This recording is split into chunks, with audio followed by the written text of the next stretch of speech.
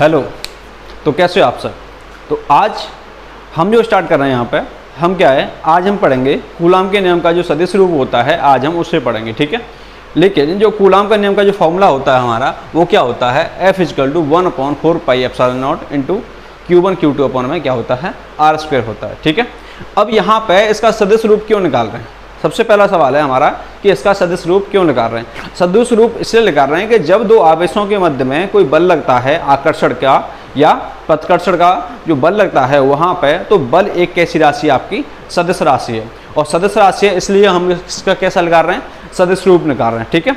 अब यहाँ पे सदिश रूप निकालने के लिए यहाँ पे समझते हैं, सबसे पहली कंडीशन है, एक एक पॉइंट को आपको क्या करना है, समझते चलना है डीपली से। तो यहाँ पे देखें सबसे पहले, अब यहाँ पे माने यहाँ पे कोई क्या है, यहाँ पे कोई Q1 आवेश है, अब इस वाली जगह पे क्या है, यहाँ पे कोई Q2 आवेश है, ठीक है। अब यहाँ पे हम इसका सदिश रूप निकालेंगे, तो सदिश रूप के लिए सबसे पहले क्या किया हमने, ये निर्देश फ्रेम ले लिया, ठीक है। अब यहाँ पे क्या है, ये दोनों जो आवेश हैं एक दूसरे से r दूरी पर हैं, कितनी दूरी पर हैं, r दूरी पर हैं। अब यहाँ से जो ये वाला जो आवेश है Q1 और दूसरा वाला आवेश कौन सा है आपका Q2 जो आवेश है, यानी दोनों के दोनों कैसे आवेश हैं, आपके पॉजिटिव आवेश हैं। तो पॉजिटिव आवेश हैं तो एक दूसरे से क्या करेंगे, प्रतिकर्षित करेंगे, यानी जो Q2 है जो इस पर जो बल लगाएगा वो लगाएगा यहाँ पे F, और यहाँ पे क्या आएगा 1 2, F12 का मतलब समझ रहे हैं, दूसरे के कारण में पहले पर बल। ऐसे यहाँ पे जो बल लगेगा आपका वो कितना लगेगा F, और यहाँ पे क्या बल लगेगा, यहाँ पे 2 बल लगेगा, यानी पहले के कारण में दूसरे पर बल लगा रहे हैं, ठीक है। अब यहाँ से दूरी की चर्चा करें, यहाँ से अगर यहाँ की हमें क्या निकालनी है, दूरी निकालनी है, तो दूरी कैसे निकालेंगे, यहाँ पे जो दूरी आएगी R21, ठीक है। दूरी क्या आएगी, यहाँ पे R21 आएगी। R21 का मतलब क्या है, इसे समझते हैं यहाँ पे, ठीक है। अब यहाँ पे हम क्या निकाल रहे हैं, यहाँ पे R वेक्टर, और यहाँ पे क्या लिखा था हमने 21 लिखा है, तो इसे हम लिख सकते हैं R1 वेक्टर माइनस का R2 वेक्टर, और यहाँ पे हम क्या निकाल रहे हैं, यहाँ पे R12 वेक्टर निकालने, तो क्या आएगा R2 और माइनस का R1 वेक्टर, इस तरह से आएगा। अब यहाँ से जो दूरी होगी, ठीक है, ये वाली दूरी क्या है, दूसरे से पहले की दूरी, और यहाँ से पहले से जो दूसरे की जो दूरी है उसे हम कहेंगे R12 वेक्टर, ठीक है, समझ में आ गया। अब ये वाला जो आवेश है मैंने ऐसे मिलाया, और ये वाला आवेश है यहाँ से मैंने इस तरह से मिला दिया। अब ये जो डायग्राम बना हमारा, ये किसका बना, एकदम कूलाम के नियम का सदिश रूप का हमारा डायग्राम बन गया। अब डायग्राम बनने से एक चीज़ देखें, अब यहाँ पे इस वाली चीज़ को समझें, मैं क्या करता हूँ, यहाँ पे ये R और वेक्टर, और यहाँ पे क्या 1 2 बराबर में मैं यहाँ से माइनस कॉमन ले लेता हूँ, तो यहाँ पे क्या बचेगा, R1 का वेक्टर माइनस का यहाँ पे R2 का वेक्टर बच जाएगा। यानी ये जो वाली वैल्यू मिल रही है मुझे, कहाँ से मिल रही है, ये ऊपर वाली जो वैल्यू है ये मिल रही है, तो यहाँ से R12 पे वेक्टर इक्वल टू क्या आएगा, माइनस का R21 पे वेक्टर आएगा, ठीक है। अब यहाँ पे हम चर्चा कर रहे हैं बल, यानी जो दोनों आवेशों के मध्य में क्या लग रहा है, यहाँ पे फोर्स लग रहा है, बल लग रहा है, तो बल की चर्चा करें, यानी Q2 के कारण किस पर बल लगा रहे हैं, Q1 पर बल लगा रहे हैं। तो यहाँ पे ये क्या आएगा, F12 vector is equal to यहाँ पे 1/4 पाई एप्सिलॉन नॉट इंटू यहाँ पे Q1 Q2 अपॉन में R² आएगा, ठीक है। अब यहाँ पे जो फॉर्मूला था हमारा R², लेकिन यहाँ पे R² पे क्या आएगा, यहाँ पे R21 पे वेक्टर पे यहाँ पे क्या आएगा, स्क्वायर आएगा।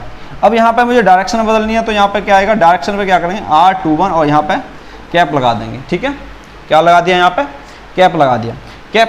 कैप क्या करता है, यानी जो R21 पे जो कैप है, कैप क्या करता है, यानी कैप उसकी जो डायरेक्शन बताता है, ठीक है, वो किस डायरेक्शन में है। तो यहाँ पे है, इसे हम मात्रक सदिश भी कहते हैं, ठीक है। इसे लगाना चाहे लगा सकते हैं, नहीं भी तो ना लगाएं, ठीक है। अब यहाँ से ऐसे मैं क्या करूँ, अब ये इक्वेशन क्या होगी, मेरी पहली इक्वेशन होगी, ठीक है। अब हम क्या कर रहे हैं, यहाँ पे Q1 के कारण Q2 पर बल लगा रहे हैं, ठीक है। तो यहाँ पे क्या आएगा, F21 is equal to 1/4 pi epsilon naught, और यहाँ पे Q1 Q2 अपॉन यहाँ पे R12 पे वेक्टर इंटू R12 पे कैप, इस तरह से लगा दिया हमने। अब हमें क्या करना है, इस वाले की डायरेक्शन बदलनी है। तो डायरेक्शन बदलेंगे तो क्या होगा, माइनस का चिन्ह आ जाएगा, किस हिसाब से, इस हिसाब से, ठीक है।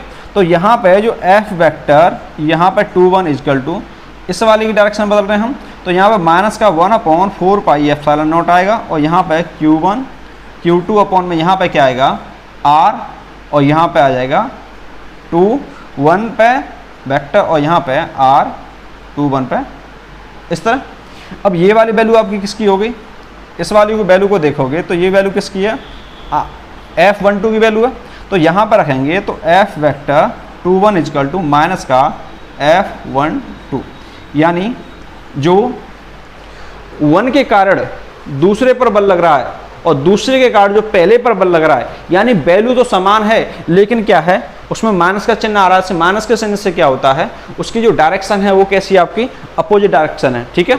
अपोजिट डायरेक्शन है तो अपोजिट डायरेक्शन के लिए क्या होता है, यानी जो कूलॉम का जो नियम है, यानी कूलॉम का नियम है, जो कूलॉम का नियम है वो किस पे कार्य करता है, न्यूटन्स थर्ड लॉ पे।